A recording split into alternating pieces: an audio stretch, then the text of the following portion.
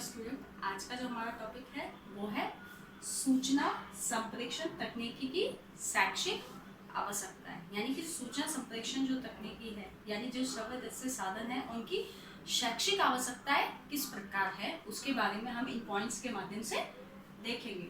तो पहला है, सूचनाओं के ग्रहण में बौद्धिक विभिन्नताएं पाई जाती है। यानी कि सूचनाओं के ग्रहण करने में, यानी कि शैक्षिकता की बात कर रहा है, मतलब शिक्षण के दौरान, ठीक है, एक कक्षा में जो अध्यापक द्वारा शिक्षण कराया जा रहा है, तो वहां पर क्या होता है, बच्चों में जो बौद्धिक स्तर होता है वो कैसा होता है, क्या सभी में सेम पाया जाता है? नहीं होता। तो सभी का जो बौद्धिक स्तर होता है वो अलग अलग होता है बच्चों में, ठीक है।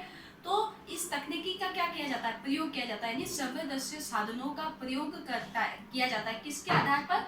बालकों के बौद्धिक भिन्नता को देखते हुए। यानी कि क्या है, उनका जो आईक्यू लेवल, बौद्धिक लेवल है, वो कैसा है, सबका अलग अलग होता है।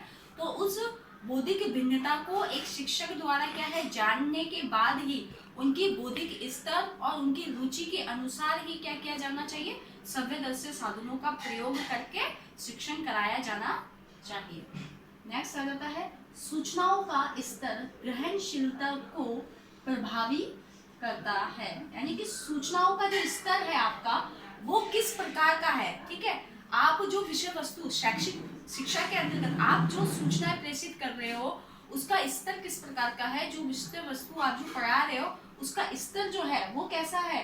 अगर वो स्तर बालकों के स्तर के अनुकूल है तो क्या है, भाव जो ग्रहणशीलता है वो कैसी होगी, प्रभावी होगी, ठीक है। तो मतलब आपका जो विषय वस्तु है उसके स्तर के अनुसार ही आपकी सूचना होनी चाहिए। मतलब बालक उसको स्तर के बालकों के स्तर के मतलब अनुकूल होनी चाहिए। आपकी जो सूचना है, आपकी जो विषय वस्तु है, जिन विचारों का आप आदान प्रदान कर रहे हो, वो बालक की स्थिति के अनुकूल होना चाहिए। तभी क्या है, वो उसकी भाव को ग्रहण कर पाएंगे, सरलता से उसकी क्या कर पाएंगे, भावों को ग्रहण कर पाएंगे।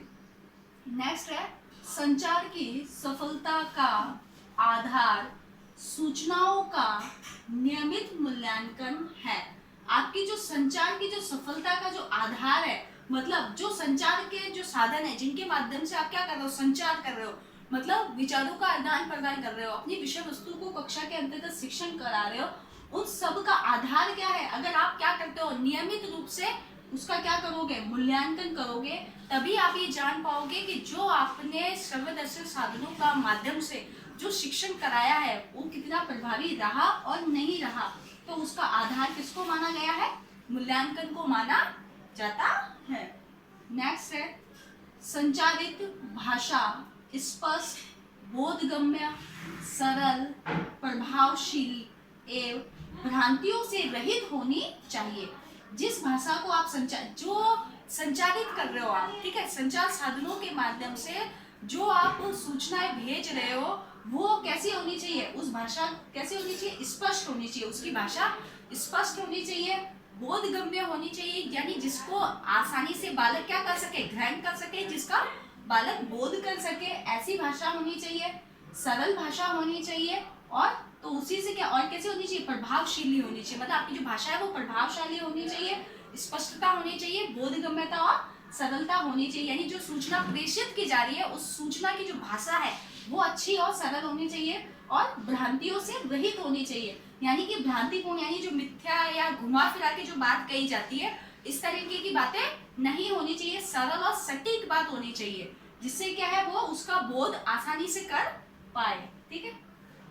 नेक्स्ट आ जाता है, संचारित विषय सामग्री समाज एवं उसकी मान्यताओं एवं आदर्शों के अनुरूप होनी चाहिए। यानी कि जो संचारित की जा रही है साधनों के माध्यम जो विषय वस्तु जो संचारित की गई है, वो विषय सामग्री जो है वो कैसी होनी चाहिए, अब समाज से संबंधित होनी चाहिए या समाज की मान्यताओं या आदर्शों के अनुरूप होनी चाहिए। मतलब जो भी विषय वस्तु को आप समझाने के लिए, जिस भी विषय वस्तु अपन कहते हैं ना, जो बच्चों को एग्जाम्पल दिया जाता है या जो समझाया जाता है विषय वस्तु को, वो क्या होनी चाहिए, किसी भी व्यवहारिक ज्ञान से संबंधित या किसी भी ऐसी घटना को जोड़ते हुए उन्हें बताया जाना चाहिए। तो यानी कि किसी भी समाज की या मान्यताओं या आदर्शों के अनुरूप ही होनी चाहिए। क्या होनी चाहिए, विषय सामग्री, ठीक है, जो आप संचालित कर रहे हो विषय सामग्री, वो क्या होनी चाहिए, सही घटनाओं पर आधारित, सही मान्यता और आदर्शों के अनुरूप ही होनी चाहिए।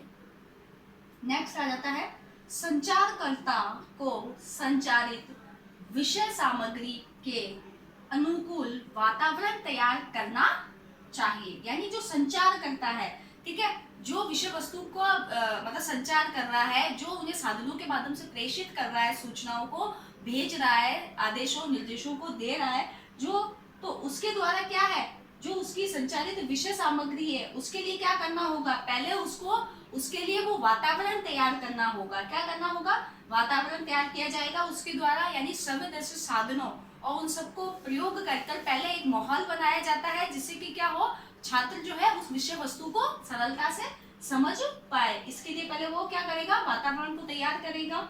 नेक्स्ट आ जाता है, सूचनाओं के संचार की सफलता विषय वस्तु की संप्रेषणशीलता एवं उपयोगिता में निहित है। मतलब सूचनाओं का जो संचार किया जा रहा है उसकी जो सफलता है विषय वस्तु की, वो किस पर निर्भर करती है, आपकी संप्रेषणशीलता और उपयुक्तता पर निहित होती है। मतलब आपकी विषय वस्तु जो है उसका जो आप संप्रेषण कर रहे हो, जो विषय वस्तु का आप कक्षा में विचारों का आदान प्रदान कर रहे हो, उसकी प्रभावशीलता, उसकी संप्रेषणशीलता किसमें उपयुक्त है, जब आप उसको उपयुक्त ढंग से, सही ढंग से क्या कर रहे हो, बच्चों के सामने प्रस्तुत कर रहे हो, तभी क्या है उसकी प्रभावशीलता, मतलब उसकी जो संप्रेषणशीलता है वो आपकी कैसी होनी चाहिए, अच्छी होनी चाहिए। विचारों का जो आदान प्रदान है वो सही ढंग से, सरल भाव से किया जाना चाहिए। और उपयुक्त जो विषय वस्तु है, मतलब जिस विषय वस्तु की बात की जा रही है उसी के बारे में बात होनी चाहिए।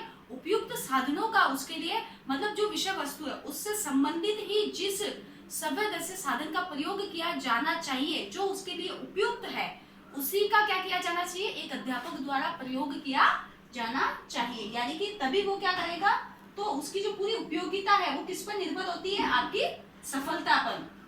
जो सूचना संचार है उसकी सफलता पर क्या निर्भर होते हैं सबसे ज्यादा, कि आपकी जो संप्रेषणशीलता है वो अच्छी होनी चाहिए और आपकी उपयोगिता, यानी कि आप उस विषय वस्तु के लिए जो उपयुक्त साधन है उसी का प्रयोग कर उसे सही ढंग से समझाया जाए, तभी क्या होगा, आपका जो सूचनाओं का जो संप्रेषण है तकनीकी के माध्यम से वो सही और सरल ढंग से हो पाएगा। यही है सूचना संप्रेषण तकनीकी में शैक्षिक आवश्यकता है। यानी शिक्षा के अंतर्गत इसकी जो आवश्यकता है कि किस प्रकार से आप श्रव्यदर्शी साधनों का प्रयोग कर तकनीकी के माध्यम से शिक्षण को प्रभावी बना सकते हैं।